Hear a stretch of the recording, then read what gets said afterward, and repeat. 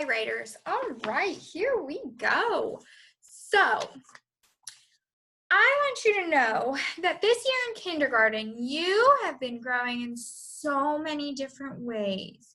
You're getting taller, your muscles are getting stronger, you are learning tons, you are all bigger and taller and stronger and smarter, and you don't even need to say, help me, anymore, like you might have been saying at the beginning of the year. You can figure things out all by yourself. So you don't have to say, how do you spell things? Because you know so many ways to spell the best you can. Today, I want to teach you that even when words are hard, writers don't say, help me. Instead, writers think about all the ways they know how to write words. Then they decide which strategies they will use to spell the best way that they can. So let's see. If Miss Margo was spelling the word basket, if I was spelling the word basket, first thing is I want to make sure that I'm writing every sound that I hear. So let me count out the sounds. Ready? Basket. Basket. Okay, so I said the word slowly and I counted. Each time I heard a sound, I put a finger up. Let's try it again. Basket.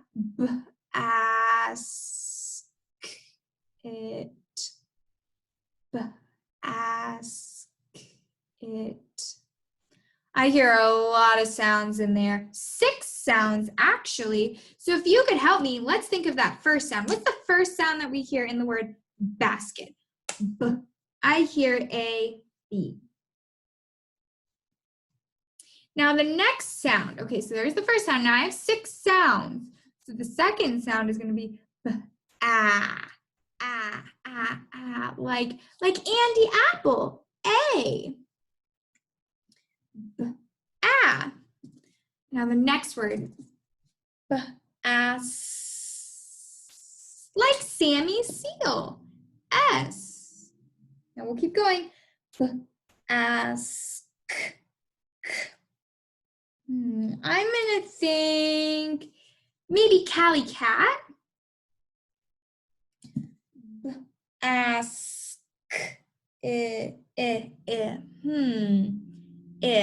Like Iggy Iguana. Then I'll keep going. We're almost there. Ask it. Like Tiggy Tiger. So my friends, there we go. I spelled the word basket. Awesome. Now maybe someone else might not know that. So I can draw a little basket underneath so that everybody knows what it is. Because sometimes we need to draw pictures to help our spelling. There we go. There's my basket. Now, my friends, did you see how first step I counted out the sounds? The next step was I wrote a sound down for every letter. Now, Miss Moore kept having to start over on the word. That's okay, because sometimes we might forget where we are in words, especially long ones like basket. So we might have to go back and start the word over and sound it out. But good thing we already wrote down some of the sound. Now, we know how to do that. Okay, so we used everything I know to spell the word all by myself. Now, there are different strategies. So Miss Morgan is going to share my screen with you and show you something.